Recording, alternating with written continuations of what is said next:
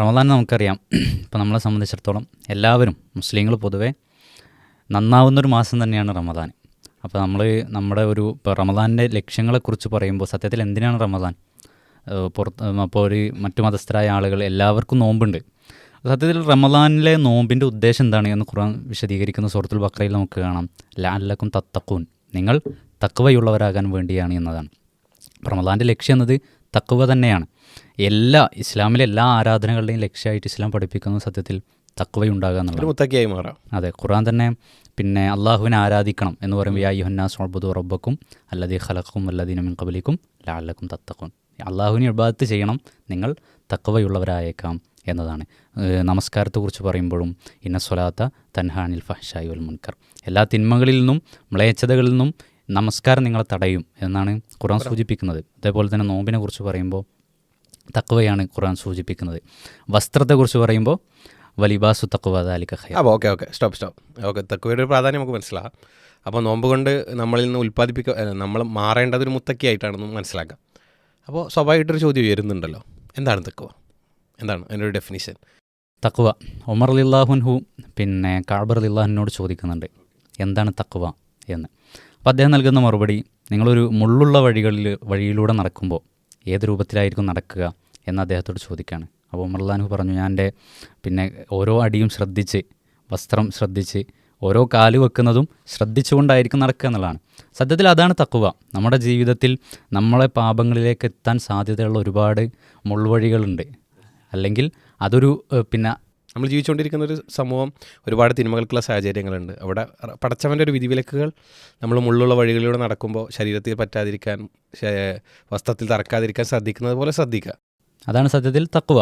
അപ്പോൾ അല്ലാഹു സുബ്ഹാനഹു വ തആല നമുക്ക് നൽകിയ അനുഗ്രഹങ്ങൾ മറ്റെല്ലാ മാസങ്ങളിലും 11 മാസവും നമ്മൾ അനുഭവിച്ചുകൊണ്ടിരിക്കുന്ന പല അനുഗ്രഹങ്ങളും അല്ലെങ്കിൽ അള്ളാഹു അനുവദിച്ച കാര്യങ്ങൾ നമ്മൾ ഈ ഒരു മാസം വേണ്ടാന്ന് വെക്കുകയാണ്.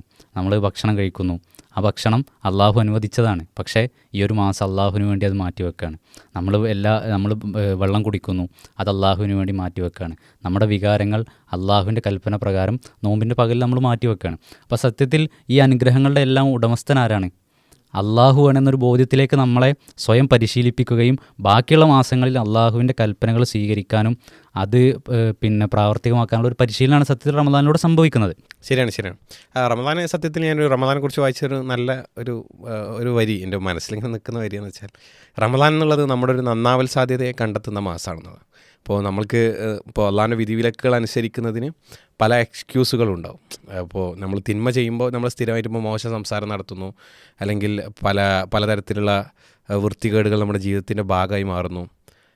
നന്മ ചെയ്യാതിരിക്കാൻ നമുക്കൊരുപാട്, ഇപ്പോൾ ഖുർആൻ പാരായണം, പല തരത്തിലുള്ള ഒരുപാട് നന്മകൾ നമ്മുടെ മുമ്പിലുണ്ട്. പക്ഷേ അത് എനിക്ക് സമയമില്ല, പിന്നെ എന്നെക്കൊണ്ട് പറ്റില്ല, അങ്ങനെയൊക്കെ നമ്മൾ പറയുന്നു. പക്ഷേ റമദാനിലെ എല്ലാവരും ഒരു ആവറേജ് സൽക്കർമ്മം നമ്മൾ പരിശോധിച്ചാൽ അവർ മറ്റു മാസങ്ങളെക്കാൾ ഒരു ഡബിളായിരിക്കും അവർ ചെയ്യുന്നതെന്ന് നമുക്ക് കാണാൻ പറ്റും. അപ്പോൾ സമയമില്ല എന്ന് പറഞ്ഞാൽ പല പ്രവർത്തനത്തിൽ നമ്മൾ സമയം കണ്ടെത്തുന്നു. ഒഴിവാക്കാൻ പറ്റില്ല എന്ന് പറഞ്ഞാൽ പലതും നമ്മൾ എന്ത് ചെയ്യുന്നു, ഒഴിവാക്കുന്നു, ശ്രദ്ധിക്കുന്നു. സംസാരത്തിൽ പോലും ആ ഒരു ചേഞ്ച് നമുക്ക് ഫീൽ ചെയ്യാൻ പറ്റും. അപ്പോൾ സത്യത്തിൽ റമദാൻ എന്ന് പറഞ്ഞാൽ ആ രൂപത്തിലുള്ളൊരു മാറ്റം സാധ്യമാകണം എന്നുള്ളത് തന്നെയാണ് നമുക്ക് തീർച്ചയായിട്ടും അതിൽ മനസ്സിലാക്കേണ്ടത്. അപ്പോൾ റമദാൻ നന്നാവുക എന്നുള്ളതൊരു തമാശയായിട്ടൊക്കെ പറയാറുണ്ട് പലപ്പോഴും. ഇപ്പോൾ ട്രോളുകൾ, റീലുകൾ, റമദാൻ നന്നാവൽ എന്ന് പറഞ്ഞാൽ ആ ഒരു സമയമാകുമ്പോൾ അതിൻ്റെ ഒരുപാട് വീഡിയോസും മീമുകളും ഒക്കെ നമുക്ക് കാണാൻ പറ്റും. അപ്പോൾ അതിനെക്കുറിച്ച് എന്താണ് നമുക്ക് പറയാൻ പറ്റും? സത്യത്തിൽ അങ്ങനെ ഒരാൾ നന്നായി, ഒരാൾ നന്നായി, പിന്നെന്തായി പള്ളിയിൽ കാണുന്നു, അല്ലെങ്കിൽ ഒരാൾ ഉംറ കഴിഞ്ഞ് വരുമ്പോൾ അവർ പിന്നെ നിസ്കാരത്തിൽ പിന്നെ ഇസ്ലാമിക പ്രവർത്തനങ്ങൾ സജീവമാകുന്നു, ഒരാൾ ഒരു പെട്ടെന്ന് ദിവസം ഹിജാബ് ഇടാൻ തുടങ്ങുന്നു. അതൊക്കെ കാണുമ്പോൾ ആളുകൾ സ്വാഭാവികമായും അവരെ ജഡ്ജ് ചെയ്യും, അവരെ കളിയാക്കും, അവരുടെ ആ ഒരു പെട്ടെന്നുള്ള മാറ്റത്തെ പരിഹാസിക്കുകയൊക്കെ ചെയ്യുന്നത് കാണാൻ കഴിയും. ശരിക്കും ഇസ്ലാമികമായി അതൊരു വളരെ ഗൗരവതരത്തിലുള്ളൊരു തിന്മയാണ് സത്യത്തിൽ അത് ചെയ്യുന്നത്. ഒരാളുടെ നന്നാവുക എന്നത് നമ്മൾ പരിഹസിക്കേണ്ടതോ അല്ലെങ്കിൽ അവരെ വിധിക്കാനൊന്നും നമുക്കൊരിക്കലും അവകാശമില്ല. റസൂലുള്ളാഹി സ്വല്ലല്ലാഹു അലൈഹി വസല്ലമയുടെ ചരിത്രത്തിൽ ഒരുപാട് ഇത്തരം സംഭവങ്ങൾ നമുക്ക് കാണാൻ കഴിയും. ഒരു യുദ്ധത്തിലാണ് ഉസാമ റളിയല്ലാഹു അൻഹുവിൻ്റെ സംഭവം. അദ്ദേഹം പിന്നെ യുദ്ധത്തിൽ വെച്ച് അദ്ദേഹത്തിന് മുമ്പിൽ ഒരു മുശ്രിക്ക് പോരാടുന്നു. മുശ്രിക്കിനെ അദ്ദേഹത്തിൻ്റെ വാൾ മുനമ്പിൽ വെച്ച് അയാൾ ആ മുശ്രിക്ക് ലാ ഇലാഹ ഇല്ലല്ലാഹ് എന്ന് പറയാണ്. ഉസാമ റളിയല്ലാഹു അൻഹു അയാളെ കൊന്നുകളഞ്ഞു. അങ്ങനെ പിന്നെ റസൂലുള്ളാഹി സ്വല്ലല്ലാഹു അലൈഹി വസല്ലം വിവരം അറിയാണ്. റസൂലുള്ളാഹി സ്വല്ലല്ലാഹു അലൈഹി വസല്ലം ചോദിക്കുന്നുണ്ട്, അയാൾ ലാ ഇലാഹ ഇല്ലല്ലാഹ് പറഞ്ഞിട്ട് താങ്കൾ അയാളെ കൊന്നു കളഞ്ഞോ എന്ന് ചോദിക്കുകയാണ്. അപ്പോൾ ഉസാമ റളിയല്ലാഹു അൻഹു പറഞ്ഞു, എൻ്റെ വാളിൽ നിന്ന് രക്ഷപ്പെടാൻ വേണ്ടിയാണ് അയാൾ പറഞ്ഞത്, ഒരിക്കലും അയാളെ വിശ്വാസം കൊണ്ടല്ല എന്ന് പറയാണ്. അപ്പോൾ റസൂലുള്ളാഹി വീണ്ടും ഈ ചോദ്യം ആവർത്തിച്ചുകൊണ്ടിരിക്കുകയാണ്. ഉസമർലാൻഹു ഈ മറുപടി പറയുമ്പോൾ റസൂലുള്ള ചോദിക്കുന്നത് അഫല ഷഖക്താൻ കൽബിഹി, അയാളുടെ ഹൃദയം നീ പിളർന്നു നോക്കിയോ എന്നാണ്. അപ്പോൾ സത്യത്തിൽ ആരുടെയും ഉദ്ദേശശുദ്ധിയെ ചോദ്യം ചെയ്യാനോ അവരെ പിന്നെ വിധിക്കാനോ ഒന്നും സത്യത്തിൽ നമുക്കൊരു അവകാശമില്ല. മറിച്ച് മനുഷ്യരെല്ലാം നന്നാവണം എന്നാണ് നമുക്ക് ആഗ്രഹിക്കേണ്ടത്. അതിനുള്ള വലിയൊരു സാധ്യതയാണ് സത്യത്തിൽ റമദാനിലൂടെ സംഭവിക്കുക. അപ്പോൾ പള്ളിയിൽ ഒരാൾ വരുമ്പോൾ ഇത്രയും കാലം പള്ളിയിൽ എവിടെയെന്നുള്ള അവരൊരു ഭൂതകാലത്തെ നമ്മൾ ചോദ്യം ചെയ്യേണ്ടതൊന്നുമില്ല. അവർ പള്ളിയിൽ വന്നതിൽ നമ്മൾ സന്തോഷം കാണുകയും അവരെ കൂടുതൽ നന്മയിലേക്ക് എത്തിക്കാനുള്ള പരിശ്രമം നടത്തുകയും ചെയ്യുക എന്നുള്ളതാണ്. അപ്പോൾ സത്യത്തിൽ നമ്മൾക്കും നിർവഹിക്കാനുള്ളൊരു സംഗതി ഇപ്പോൾ നന്നാവാൻ പ്രേരിപ്പിക്കുക എന്നുള്ളത്. ഒരാൾ നന്നായി കഴിഞ്ഞാൽ അയാളുടെ ഉദ്ദേശശുദ്ധിയെ നമ്മൾ ചോദ്യം ചെയ്യേണ്ടതില്ല. അത് അയാളും പടച്ചവനും തമ്മിലുള്ള ഒരു കാര്യമാണ്. അപ്പോൾ നമ്മളവർ നന്നാവുന്നതിൽ സന്തോഷിക്കുകയും കൂടുതൽ നന്മ ചെയ്യാനുള്ള പ്രേരണ നൽകുക എന്നുള്ളതാണ്. പലപ്പോഴും ആളുകൾക്ക് ഈ നന്നാവുന്ന കാര്യത്തിൽ, നന്നാവിനെ കുറിച്ച് നമ്മൾ പറയാറുള്ളത് ചേഞ്ച് എന്ന് പറഞ്ഞാൽ ഒരു പ്രോസസ്സാണ്, ഒരു ഇവൻ്റ് അല്ല എന്നാണ് നമ്മൾ പറയാറുള്ളത്. അപ്പോൾ അത് പെട്ടെന്ന് സംഭവിക്കുന്നില്ല. ചിലപ്പോൾ അവരൊരു ജീവിതത്തിൻ്റെ ചില ഏരിയകളിലായിരിക്കും അവർ ശ്രമം നടത്തുക. ഇപ്പോൾ നമസ്കാരത്തിലായിരിക്കും അവർ ആദ്യം ശ്രദ്ധിക്കുക. അപ്പോൾ അതിൽ തന്നെ വലിയ മാറ്റങ്ങൾ സ്വാഭാവികമായിട്ട് അതിനെ തുടർന്ന് ഇങ്ങനെ ഉണ്ടായിക്കൊണ്ടിരിക്കും. അപ്പോൾ നമ്മളെ സംബന്ധിച്ചിടത്തോളം അതിനൊക്കെ നമ്മൾ പ്രോത്സാഹിപ്പിക്കുകയാണ് വേണ്ടത്. അതൊരു തമാശയായി അല്ലെങ്കിൽ അങ്ങനെ റമദാനിൽ നന്നാവുന്നതെന്തോ ഒരു പ്രശ്നമായിട്ട് നമ്മൾ എന്ത് ചെയ്യേണ്ടതില്ല, നിരുത്സാഹപ്പെടുത്തേണ്ടതൊന്നുമില്ല. അത് നന്നാവേണ്ട, കൂടുതൽ സൽക്കർമ്മം ചെയ്യേണ്ട, പറ്റാവുന്ന സൽക്കർമ്മമൊക്കെ ചെയ്യേണ്ട മാസം തന്നെയാണ്. അപ്പോൾ നമ്മളിവിടെ പരിശോധിക്കുമ്പോൾ ഇപ്പോൾ നമ്മളെ സംബന്ധിച്ചിടത്തോളം എങ്ങനെയാണ് ഇപ്പോൾ ഒരു മനുഷ്യനെ നന്നാക്കാൻ നമ്മുടെ കയ്യിൽ എന്തൊക്കെയാണുള്ളത്, അഥവാ അവരെങ്ങനെയാണ് നമ്മളിപ്പോൾ നന്മയിലേക്ക് പ്രേരിപ്പിക്കുക, എത്തിക്കാൻ വേണ്ടി? നമ്മളെ സംബന്ധിച്ചിടത്തോളം നന്മകൾ പിന്നെ പ്രചരിപ്പിക്കുക എന്നാണ് ഒരു മുസ്ലിമിൻ്റെ അടിസ്ഥാന ബാധ്യതയാണ്. അപ്പോൾ ആ നന്മയിലേക്ക് ക്ഷണിക്കുന്നതും അതിനെ ആളുകൾ പ്രോത്സാഹിപ്പിക്കുന്നതും അതിൻ്റെ തുടക്കക്കാരാകുന്നതൊക്കെ വലിയ സൽക്കർമ്മമായിട്ടാണ് ഇസ്ലാം പഠിപ്പിക്കുന്നത്. ഇപ്പോൾ റമദാനിൽ നമ്മളെ സംബന്ധിച്ചിടത്തോളം അതിനുള്ള ഒരുപാട് സാധ്യതകളാണ്. ഒരാൾക്ക് സൽക്കർമ്മങ്ങൾ പുണ്യം നേടാനും പാപങ്ങളിൽ നിന്ന് വിട്ടു നിൽക്കാനുള്ള വലിയൊരു സാധ്യതയാണ് സത്യത്തിൽ. ഇപ്പോൾ റമദാനിൽ ഇപ്പോൾ ഇതുവരെ പ്രത്യേകിച്ച് അങ്ങനെ ഒരു ആവറേജ് ഒരു മുസ്ലിമിൻ്റെ ജീവിതമായിട്ട് ഇങ്ങനെ മുന്നോട്ട് പോകണം, വല്ലാതെ ശ്രദ്ധ ഒന്നുമില്ല ദീനി കാര്യങ്ങളിൽ. അപ്പോൾ ഒരാൾ റമദാനിൽ കൂടുതൽ പ്രൊഡക്റ്റീവ് ആവണമെന്ന് ആഗ്രഹിക്കുകയാണെങ്കിൽ എവിടുന്നാണ് തുടങ്ങേണ്ടത്, എന്തൊക്കെയാണ് ചെയ്യേണ്ടത്? ഒന്ന്, നമ്മളെ സംബന്ധിച്ചിടത്തോളം നമ്മുടെ നിയ്യത്ത് തന്നെയാണ് പ്രധാനം. ഓക്കെ. അതുപോലെ തന്നെ ഒരുപാട് സൽക്കർമ്മങ്ങളാണ് സത്യത്തിൽ റമദാൻ ഒരു വലിയ സാധ്യതയാണ് സത്യത്തിൽ പിന്നെ സൽക്കർമ്മങ്ങൾക്ക് വേണ്ടി തുറന്നു വരുന്നത്. നമ്മൾ നോമ്പ് എന്നത് ഒരു വലിയ റസൂലുള്ളാഹി സ്വല്ലല്ലാഹു അലൈഹി വസല്ലം പറയുന്നത്, ഒരാൾ ഒരു ദിവസം നോമ്പെടുത്താൽ അയാൾക്ക് ലഭിക്കുന്ന പ്രതിഫലം അയാൾ 70 വർഷത്തെ വഴിദൂരം നരകത്തിൽ നിന്ന് അകറ്റപ്പെടും എന്നതാണ്. അത് ഒരു നോമ്പിൻ്റെ കാര്യമാണ്. മറിച്ച് റമദാനിലാവുമ്പോൾ അതിൻ്റെ സാധ്യത എത്രയോ വലുതാണ്. റസൂലുള്ളാഹി സ്വല്ലല്ലാഹു അലൈഹി വസല്ലം പറയുന്നത് എല്ലാ സൽക്കർമ്മത്തിനും അള്ളാഹു ഇരട്ടിയായി പ്രതിഫലം നൽകും. അത് 10 മുതൽ 700 ഇരട്ടി വരെ അള്ളാഹു പ്രതിഫലം നൽകും. പക്ഷേ നോമ്പിനെ കുറിച്ച് അള്ളാഹു പറഞ്ഞ എന്താണ്? നോമ്പ് എനിക്കുള്ളതാണ്, ഞാനാണ് അതിന് പ്രതിഫലം നൽകാനാണ്. അതിന് കാരണമായി അള്ളാഹു സൂചിപ്പിക്കുന്നത് അവൻ എനിക്ക് വേണ്ടി ഭക്ഷണം ഒഴിവാക്കുന്നു, അവൻ്റെ ആഗ്രഹങ്ങൾ ഒഴിവാക്കുന്നു എന്നതാണ്. അതുകൊണ്ട് തന്നെ അള്ളാഹു ഈ നോമ്പിനെ സംബന്ധിച്ചിടത്തോളം അത് നൽകുന്ന പ്രതിഫലം അത്രയും സ്വകാര്യമായ ഒരു കർമ്മത്തിന് അള്ളാഹുവിൻ്റെ പ്രതിഫലവും സ്വകാര്യമാണ്. അത് അള്ളാഹു അത്ര പ്രാധാന്യത്തോടു കൂടിയാണ് പിന്നെ വിശദീകരിക്കുന്നത്. അവിടെ നോമ്പ്, നമ്മൾ നമസ്കാരം, നമ്മൾ മറ്റ് ഒന്നിനും നമുക്ക് പലപ്പോഴും സമയമില്ല എന്ന് പറഞ്ഞാൽ നമ്മൾ മാറ്റിവെച്ച പലതിനും നമുക്ക് സമയം കണ്ടെത്താൻ കഴിയുന്നു റമദാനിലൂടെ. എല്ലാ സൽക്കർമ്മത്തിനും വലിയ പ്രതിഫലമാണ്. അതിന് പുറമെ രാത്രി നമസ്കാരം അതിൻ്റെ പ്രതിഫലം റസൂലുള്ള പറയുന്നത് റമദാനിൽ രാത്രി നമസ്കരിച്ച ആളുടെ മുമ്പ് കഴിഞ്ഞ എല്ലാ പാപങ്ങളും അള്ളാഹു പുറത്തു കൊടുക്കും എന്നാണ്. ലൈലത്തുൽ ഖദർ എന്ന വലിയൊരു സാധ്യത റമദാനിൽ വരാനുണ്ട്. 1000 മാസത്തേക്കാൾ പ്രതിഫലാർഹമായൊരു രാത്രി. ഇങ്ങനെ ഒരുപാട് സൽക്കർമ്മങ്ങൾ റമദാനിലൂടെ നമ്മുടെ മുമ്പിൽ തുറന്നു വെക്കുകയാണ്. ദാനധർമ്മങ്ങൾ, ഇങ്ങനെ ഒരുപാട് സൽക്കർമ്മങ്ങൾ. റസൂലുള്ളാഹി സ്വല്ലല്ലാഹു അലൈഹി വസല്ലം ദാനധർമ്മങ്ങളുടെ വിഷയത്തിൽ അടിച്ചു വീശുന്ന കാറ്റിനെ പോലെയായിരുന്നു റമദാനിൽ നിന്നാണ്. അതുകൊണ്ട് തന്നെ എല്ലാ സൽക്കർമ്മങ്ങൾക്കും ഒരു വലിയ സാധ്യതയാണ് റമദാനിൽ നമുക്ക് കാണാൻ കഴിയും. അപ്പോൾ ഇവിടെ നമ്മളിപ്പോൾ റമദാനെ പറ്റി തന്നെ നമ്മൾ വിശേഷിപ്പിക്കുക അത് ഖുർആനിൻ്റെ മാസമാണെന്നുള്ളത്. ആ ഖുർആൻ പാരായണത്തിൽ നമ്മളെങ്ങനെയാണ് ഒരു ശ്രമം നടത്തുക? അത് ഇതുവരെ ജീവിതത്തിൻ്റെ പാർട്ടൊന്നും ആയിരിക്കില്ല. അപ്പോൾ അവർ അതിലേക്ക് ആരംഭം കുറിക്കുന്നേ ഉണ്ടാകുള്ളൂ. ചിലപ്പോൾ റമദാൻ എത്തുമ്പോഴായിരിക്കും അതൊന്നും തുറന്നിട്ടുണ്ടാകുക. അപ്പോൾ എങ്ങനെയാണ് അവർ ആരംഭിക്കേണ്ടത്? ഏത് സൽക്കർമ്മവും നമ്മൾ അതിൻ്റെ ഒരു ചെറുതായി തുടങ്ങുക എന്നുള്ളതാണ് അതിൻ്റെ ഒരു അത് നിലനിൽക്കാൻ ഏറ്റവും പിന്നെ പ്രായോഗികമായ രീതി എന്ന് പറയുന്നത്. വിശുദ്ധ ഖുർആൻ പാരായണം ചെയ്യുക, അതിൻ്റെ പഠനം, അതിൻ്റെ പിന്നെ അർത്ഥം മനസ്സിലാക്കുക, ഇതൊക്കെ വലിയ സൽക്കർമ്മമാണ്. അപ്പോൾ വിശുദ്ധ ഖുർആൻ്റെ മാസം എന്ന നിലയ്ക്ക് സ്വഹാബത്തിൻ്റെ ചരിത്രം നമ്മൾ പരിശോധിച്ച് നോക്കിയാൽ ഒരുപാട് തവണ ഖുർആൻ പാരായണം ചെയ്യുന്നു റമദാനിൽ. അതിൻ്റെ പഠനം ഇതൊക്കെ നമുക്ക് കാണാൻ കഴിയും. അപ്പോൾ വിശുദ്ധ ഖുർആനിൻ്റെ മാസം എന്ന നിലയ്ക്ക് റമദാനിനെ ആ നിലക്ക് കൂടി ഉപയോഗപ്പെടുത്താൻ നമുക്ക് സാധിക്കണം എന്നതാണ്. ഓക്കെ. അപ്പോൾ ഇൻഷാ അല്ലാ, അപ്പോൾ ഇത് കാണുന്നവർ ഒരു നിരാശരാകേണ്ടതൊന്നുമില്ല. ജീവിതം ഇപ്പോൾ നിങ്ങളുടെ ഒരു ഭൂതകാലം എന്ത് എന്നുള്ളത് ഇവിടെ ഒരു ചോദ്യമല്ല. അള്ളാഹു നിങ്ങൾക്ക് മാറാനുള്ള ജീവിതത്തെ ചേഞ്ച് ചെയ്യാനുള്ള ഒരു പ്രോസസ്സാണ്, ഒരു പരിശീലന കളരിയായിട്ടാണ് നിങ്ങൾക്ക് സത്യത്തിൽ ഈ ഒരു 30 ദിവസങ്ങൾ നിങ്ങൾക്ക് ജീവിതത്തിലേക്ക് ലഭിക്കുന്നത്. അപ്പോൾ അതിനെ നിങ്ങൾ എന്ത് ചെയ്യുക, നഷ്ടപ്പെടുത്താതിരിക്കുക എന്നുള്ളതാണ് ഏറ്റവും പ്രധാനം. റമദാനിൽ നമുക്കറിയാം നമ്മുടെ മുമ്പിൽ ഭക്ഷണമുണ്ട്. ആ ഭക്ഷണം കഴിക്കാതൊക്കെ എന്നുള്ളതാണ് സത്യത്തിൽ നമ്മൾ ചെയ്യുന്നത്.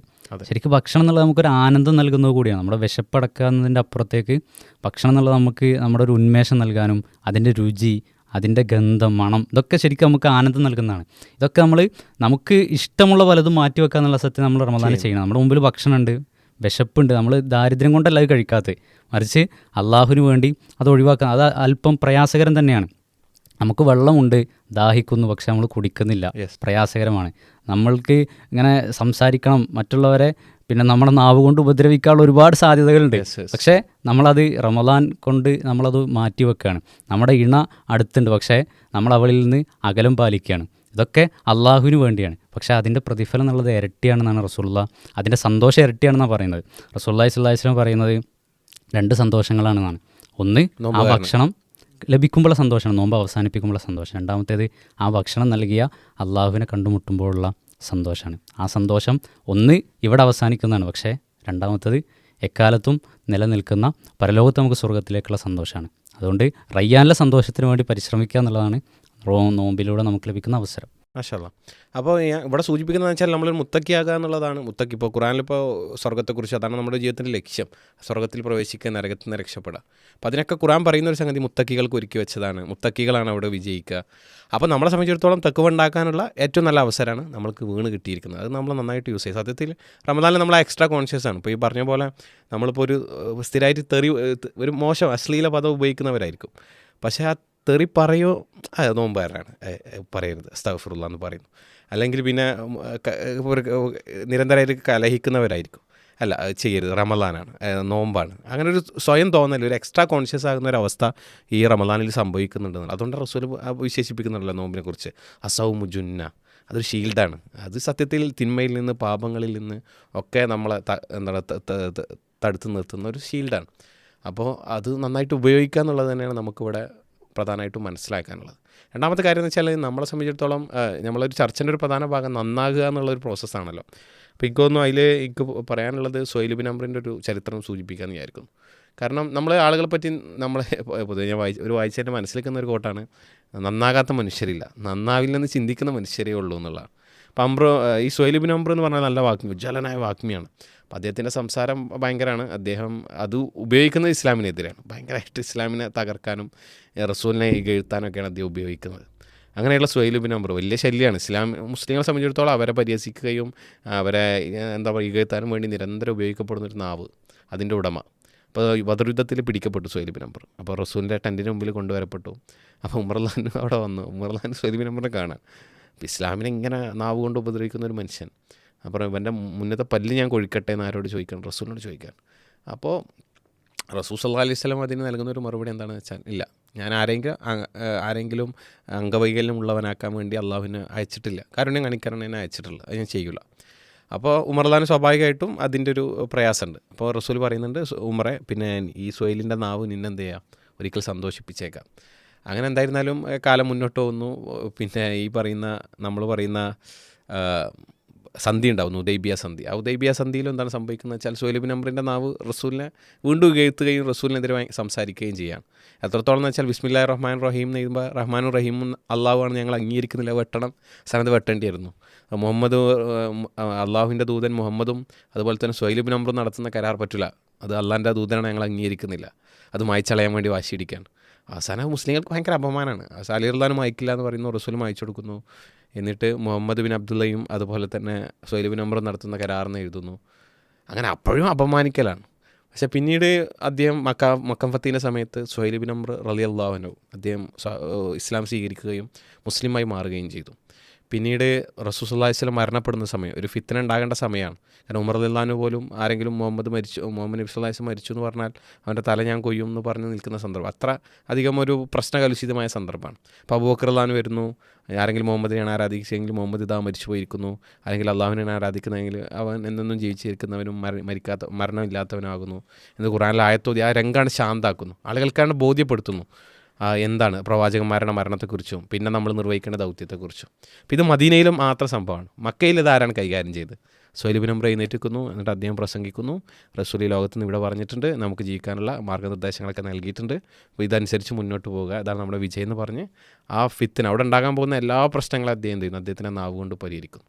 അപ്പോൾ ഉമർലാനും ഈ വാർത്ത കേൾക്കുമ്പോൾ അദ്ദേഹം പുഞ്ചിരിക്കുന്നുണ്ട്. അപ്പോൾ നമ്മളെ സംബന്ധിച്ചിടത്തോളം മനസ്സിലാക്കേണ്ടത് നമ്മൾ ട്രൈ ചെയ്യുക. അപ്പോൾ നമ്മളെ സുഹൃത്തുക്കൾ, അതുപോലെ തന്നെ നമ്മളെ ചുറ്റുള്ള കുറേ മനുഷ്യർ, അവരൊക്കെ ഇപ്പോൾ റമദാൻ ഒരു നല്ല അവസരം ആയതുകൊണ്ട് തന്നെ അവരൊക്കെ നന്നാവാൻ വേണ്ടി പ്രേരിപ്പിക്കുക. ഓക്കെ, അപ്പോൾ അവർ ചിലപ്പോൾ നമ്മൾ 100 തവണ പറയുമ്പോൾ 101ാമത്തെ തവണ ആയിരിക്കും അവർക്കൊരു അതിൽ സ്പാർക്ക് ഉണ്ടാവുക, ഒന്ന് ചെയ്യാം. ചിലപ്പോൾ നമ്മൾ കുറേ പറഞ്ഞിട്ടുണ്ടാവും, പക്ഷെ ഒരു സമയത്തിലായിരിക്കും അവരെ റിയലൈസ് ചെയ്യുക. അപ്പോൾ നമ്മൾ എഫേർട്ട് ഇടുക, അതിൻ്റെ റിസൾട്ട് അല്ലാഹു ഒരു ദിവസം അവരിൽ ഉണ്ടാക്കും. അപ്പം അങ്ങനത്തെ നിരാശകളൊന്നും നമ്മൾക്ക് ഉണ്ടാകേണ്ടതില്ല. സ്വയം നന്നാവുക, മറ്റുള്ളവരെ നന്നാവാൻ പ്രേരിപ്പിക്കുക. അതാണ് നമ്മുടെ റമദാനിൽ എന്ത് ചെയ്യേണ്ടത്, സംഭവിക്കേണ്ടത് എന്നുള്ളതാണ് ഇതിൽ സൂചിപ്പിക്കാനുള്ളത്. ഏത് മോശാവസ്ഥകളിലൂടെ നമ്മൾ കടന്നു വന്നവരാണെങ്കിലും അള്ളാഹു എല്ലാം പുറത്തു തരുന്നവരാണ്. അപ്പോൾ ആ രംഗത്ത് കുറച്ചുകൂടി നമ്മൾ എന്താണ് പറയുക, ശ്രമങ്ങൾ നടത്തേണ്ടിയിരിക്കുന്നു എന്ന് തോന്നുന്നു. ഇപ്പോൾ പുതിയ തലമുറയെ സംബന്ധിച്ചിടത്തോളം തിന്മ ചെയ്യാനുള്ള കുറേ അവസരമുണ്ട്. അത് ഞാൻ ചോദിക്കാൻ ആഗ്രഹിക്കുന്നൊരു കാര്യമാണ്. അപ്പോൾ എങ്ങനെയാണ് ഇപ്പോൾ പലതരത്തിലുള്ള അഡിക്ഷൻസ് അവർക്ക് വരാനുള്ള എല്ലാ സാധ്യതകളുണ്ട്, പല ഹറാമുകളും വീണ് പോകാനുള്ള സാധ്യതകളുണ്ട്. അപ്പോൾ എങ്ങനെയാണ് അവരെ അങ്ങനത്തെ കുട്ടികൾ നമ്മളോട് സംസാരിക്കും, ഇങ്ങനത്തെ പ്രശ്നമുണ്ട്, എന്താ ചെയ്യേണ്ടത്, അപ്പോൾ അവരെങ്ങനെയാണ് നമ്മൾ കൈകാര്യം ചെയ്യുക? അവിടെ നമ്മളെ സംബന്ധിച്ചിടത്തോളം ഇങ്ങനെയുള്ള അഡിക്ഷൻസ് അല്ലെങ്കിൽ ഇത്തരം പ്രലോഭനങ്ങൾ വീണ് പോവാതിരിക്കുക എന്നുള്ളതാണ് ഒരു വിശ്വാസത്തിൻ്റെ സംഗതി. ഇനി അങ്ങനെ എന്തെങ്കിലും വീണ് പോയാൽ തന്നെ അത് തിരുത്താൻ തയ്യാറാകാനുള്ളതാണ്. അപ്പോൾ ഇസ്ലാമിനെ സംബന്ധിച്ചിടത്തോളം തിരുത്തൽ എന്നുള്ളത് സാധ്യമാണ്, അവിടെ ഒരു സാധ്യമാണെന്നുള്ളതാണ് വിശുദ്ധ ഖുർആൻ തന്നെ സൂചിപ്പിക്കുന്നത്. ഖുൽ യാ ഇബാദി അല്ലദീന അസ്റഫു അലാ അൻഫുസിഹിം, അള്ളാഹു വിളിക്കുന്നത് സ്വന്തത്തോട് അതിക്രമം ചെയ്തു പോയ എൻ്റെ ദാസന്മാരെ എന്നാണ് അള്ളാഹു വിളിക്കുന്നത്. അപ്പോൾ അവിടെ ആരെങ്കിലും ഒരു തിന്മ ചെയ്തെന്നുള്ള പേരിൽ ജീവിതം മൊത്തം ഞാനത് ചെയ്തു പോയി എന്നതിൻ്റെ പേരിൽ നിരാശപ്പെട്ട് കഴിയേണ്ട ഒരു സംഗതിയില്ല. മറിച്ച് ഇസ്ലാം നൽകുന്നത് മാറ്റത്തിനുള്ളൊരു സാധ്യതയാണ്. അള്ളാഹു പഠിപ്പിക്കുന്ന അല്ലാഹു യഗ്ഫിറു ദുനൂബ ജമിഅ, അള്ളാഹു എല്ലാ പാപങ്ങളും പുറത്തു തരും. ഇന്നഹു ഹുവൽ ഗഫൂർ റഹീം, അള്ളാഹു ഏറെ പൊറുക്കുന്നവനും കരുണാനിധിയുമാണെന്നാണ്. അപ്പോൾ നമ്മളെ സംബന്ധിച്ചിടത്തോളം എന്തെങ്കിലും തിന്മകൾ വന്നു പോയാൽ അതിൽ പശ്ചാത്തപിച്ച് മടങ്ങുക എന്നതാണ് നമ്മളതിൽ ചെയ്യേണ്ടത്. ആദം നബി അലൈഹി ഇസ്ലാമിൻ്റെ ചരിത്രം വിശദീകരിക്കുമ്പോഴും ഖുർആൻ അത് പറയുന്നത് നമുക്ക് കാണാൻ കഴിയും. അവരൊരു പിശാചിൻ്റെ പ്രലോഭനത്തിൽ വീഴുന്നു, ആ പഴം കഴിക്കുന്നു, സ്വർഗ്ഗത്തിൽ നിന്ന് പുറത്താക്കപ്പെടുകയാണ്. ഖുർആൻ ശരിക്കും അതിൻ്റെ പാഠം നമുക്ക് പകർന്നു നൽകുകയാണ്. അങ്ങനെ പൈശാചികമായ പ്രലോഭനത്തിൽ വീണു പോയാൽ എന്ത് സംഭവിക്കും എന്നതാണ്. പക്ഷേ അവരെന്താണ് ചെയ്തത്, അവർ പിന്നീട് തൗബ ചെയ്യാണ്. അപ്പോൾ ചെയ്തു പോയത് എന്ത് എന്നതല്ല, അതിൽ നിന്ന് പശ്ചാത്തപിച്ച് മടങ്ങാനുള്ളൊരു മനസ്സ് നമുക്കുണ്ടാവുക, മാറ്റത്തിന് നമ്മൾ തയ്യാറാവുക എന്നതാണ്. അവിടെ നമ്മുടെ ചിന്താഗതി മാറുകയും ഇസ്ലാമികമായ നന്മകളിലും പാപങ്ങളിൽ നിന്ന് മാറി നിൽക്കുന്നതിലും ഒരു ആനന്ദം കണ്ടെത്താൻ നമുക്ക് സാധിക്കുമ്പോഴാണ് സത്യത്തിൽ ഇതൊരു ഇത്തരം തിന്മകളിൽ നിന്ന് മാറി നിൽക്കാൻ കഴിയുള്ളൂ. നന്മകളിൽ ഒരു ആനന്ദം കണ്ടെത്താനും തിന്മകളെ വെറുക്കാനുള്ളൊരു മനസ്ഥിതി നമുക്ക് ആദ്യം ഉണ്ടാവുക എന്നതാണ്. അപ്പോൾ ഖുർആൻ തന്നെ സൂചിപ്പിക്കുന്നത് അമ്മാമൻ ഖാഫ മഖാമ റബ്ബിഹി വനഹൻ നഫ്സാനിൽ ഹവ ഫൈനൽ ജന്നത ഹിയൽ മഅവ. ഇത്തരം ഷഹ്വത്തുകളിൽ നിന്ന് അല്ലെങ്കിൽ മനസ്സിൻ്റെ അത്തരം ഇച്ഛകളിൽ നിന്ന് മാറി നിന്നുകൊണ്ട് അള്ളാഹുവിനെ ഭയപ്പെടാൻ സാധിച്ചാൽ, അള്ളാഹുവിൻ്റെ സ്ഥാനത്ത് ഭയപ്പെടാൻ സാധിച്ചാൽ അവർക്കുള്ളതാണ് സ്വർഗമെന്നാണ്. അതുകൊണ്ട് ഈ ഒരു മാറ്റത്തിൻ്റെ സാധ്യതയെ നമ്മൾ ഉപയോഗപ്പെടുത്തണം എന്നതാണ്. അപ്പോൾ തൗബയുടെ മാസമാണ്, അപ്പോൾ അള്ളാഹുവിൻ്റെ കാരുണ്യമുള്ള മാസമാണ്. എല്ലാം കൊണ്ടും നമ്മൾക്ക് ഒരു ചേഞ്ച് വരുത്താൻ പറ്റുന്ന മാസമാണ് ഈ റമദാൻ. അപ്പോൾ change is not a process, change is a process not an event. അത് നമ്മൾ ഓർമ്മയിലുണ്ടാകുക. ഈ 30 ദിവസത്തിലൂടെ നമ്മളിങ്ങനെ കടന്നു പോയി നമ്മളെ എല്ലാ ഭക്ഷണവും വെള്ളമൊക്കെ അള്ളാഹ്ക്ക് വേണ്ടി ത്യജിച്ച് പകലുകൾ നമ്മൾ ഇതാക്കി, രാത്രികൾ നമ്മൾ നമസ്കരിച്ച് ഖുർആൻ പാരായണം ചെയ്ത് അത് കഴിഞ്ഞ് പുറത്തിറങ്ങുമ്പോൾ നമ്മൾ നല്ലൊരു മനുഷ്യനായിട്ടുണ്ടാവും. അതിന് വേണ്ടത് വിൽ ടു ആക്റ്റാണ്. സത്യത്തിൽ ഇന്നല്ലാഹു ലാ യുഗയ്യിറു മാ ബി ഖൗമിൻ, അള്ളാഹു സുബ്ഹാനഹു വ തആല വളരെ കൃത്യമായി ഖുർആനിൽ പറയുന്നുണ്ട്. അള്ളാഹു ഒരു സമൂഹത്തെയും മാറ്റുകയില്ല, അവരത് സ്വയം തീരുമാനിക്കണം. അപ്പോൾ ഈ റമദാൻ സ്വയം തീരുമാനിച്ചുറക്കുക, എന്നിട്ട് നന്നാവാനുള്ള ശ്രമങ്ങളിൽ ഏർപ്പെടുക. ചെറുതാണെങ്കിലും വലുതാണെങ്കിലും എല്ലാ എഫേർട്ടുകളും എടുക്കുക, പരമാവധി നന്മ ചെയ്തും ഈ മാസത്തണ്ട് മുതലാക്കുക. അതാണ് നമ്മൾക്ക് ചെയ്യാനുള്ളത്. പ്രേരിപ്പിക്കുക, നന്നാവാൻ പ്രേരിപ്പിക്കുക. ഒരാൾ നമ്മൾ കാരണം നന്നാവാനുള്ളൊരു ശ്രമത്തിലേക്ക് വരുമ്പോൾ മടുത്തു പോകുന്നൊരു സ്ഥിതിവിശേഷം നമ്മൾ സൃഷ്ടിക്കാതിരിക്കുക. നന്മ കൽപ്പിക്കുകയും തിന്മ വിരോധിക്കുകയും ചെയ്ത് മുന്നോട്ട് പോകുക. അതാണ് പറയാനുള്ളതെന്ന് വിചാരിക്കുന്നു. നമുക്ക് പറഞ്ഞെങ്കിലും അവസാനം ഇല്ല, ഇൻഷാ അല്ലാഹ് ഇപ്പോൾ ഒരു നല്ല റമദാൻ, ഒരു പ്രൊഡക്റ്റീവായ റമദാൻ എല്ലാവർക്കും ലഭിക്കട്ടെ എന്നുള്ളതിനോട് പ്രാർത്ഥിക്കുകയാണ്. അപ്പോൾ ഇത് അവസാനിക്കുന്നു. അസ്സലാമു അലൈക്കും.